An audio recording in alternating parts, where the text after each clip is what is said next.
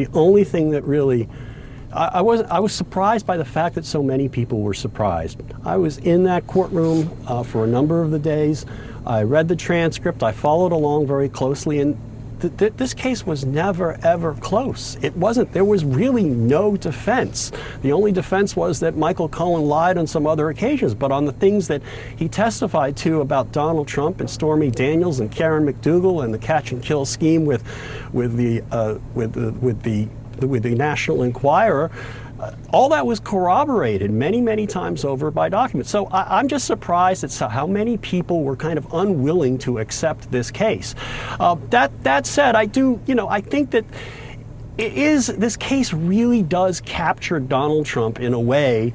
It's where he started. He's been a criminal his entire life, and he cannot help himself. I mean, if you go out there and you see his son and him all claiming that they are the victims of some mastermind scheme by President Biden. I mean, it's just silly and ridiculous, and Marco Rubio should be ashamed. I mean, if you don't want to be found guilty of falsifying business records as a felony, don't sleep with the porn star. Don't lie about it. Don't pay her off. Don't cover up the payoff.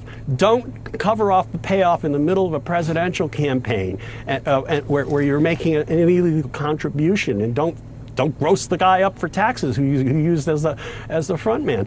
If you don't want to be held liable for rape like Donald Trump has, don't grab the woman's genitalia. If you don't want to be held liable for defaming the woman that you raped, don't keep lying about what you did and calling her a nut job. If you don't want to be indicted for overthrowing the Constitution, don't start a self-coup. If you don't want to be indicted for stealing classified documents and obstructing justice, don't take the classified documents. When the government asks for it back, give them back. If the FBI serves you with a search warrant, don't hide the documents, and don't lie about it, and don't have your lawyers lie about it. This isn't that hard. Donald Trump is not the victim here. Donald Trump does all of these things to himself. And I agree with David. I mean, once upon a time, the Republican Party was the party not just of anti-hippies, but of personal responsibility and of law and order. What party? Where is that party? Here, no one's willing to hold, in the Republican Party is willing to hold Donald Trump to account for his crimes that aren't really even in dispute. And no one is willing to call him out. Instead, he's going to get the nomination. That's just insane, and it just shows the degree of moral rot we have on the conservative side of politics today. Scott Jennings, I think this is for you. Where is that party?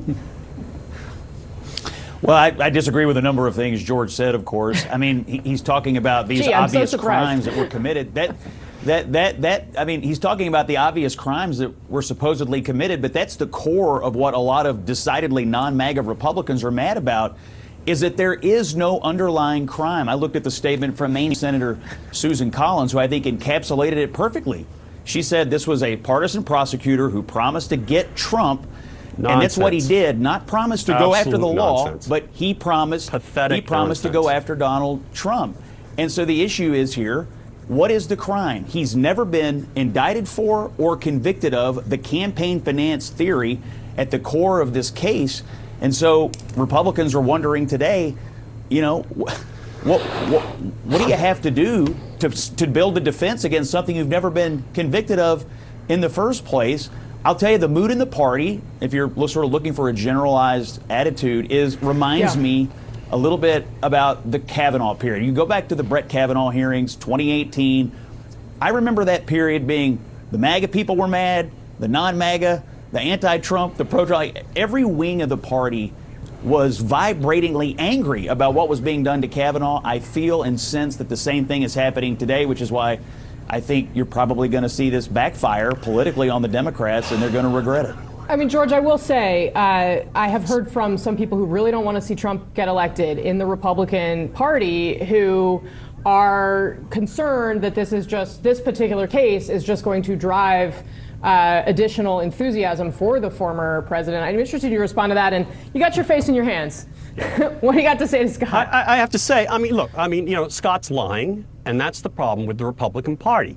It is continually addicted to lies. Wait a minute. What am I lying You're about? Lying. You're lying, Scott. You're lying about the law. You're lying about what the jury was charged to find. They don't have to find an underlying crime. They had to find the intent to cover up an underlying crime. And the underlying crime was pretty obvious. What was the crime? You ran for public office, Scott. You ran for public office, Scott. You know you can't take money from somebody and reimburse them if it's a campaign expense. I've never run for damn public well. office. And okay, fine. Well, you're close enough. You're involved in politics to know that. Okay, so that's the problem with the Republican Party, is that they are suffused with lies. I don't know why this network is paying Scott to say those lies. Whoa, on his okay. morning Let's show. not go there, ridiculous. George. Please, let's not go there. No, okay. we should go there. Scott is our colleague, and we're going to treat him respectfully as such. Continue.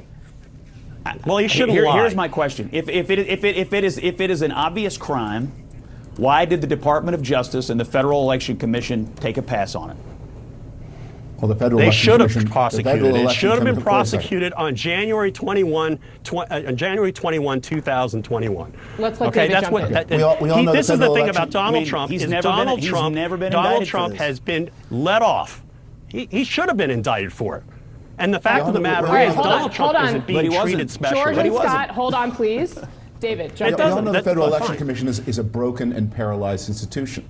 It requires a majority. It's got equal numbers of Republicans and Democrats. It requires a majority to act, and it's not acted on anything for a decade because it is broken.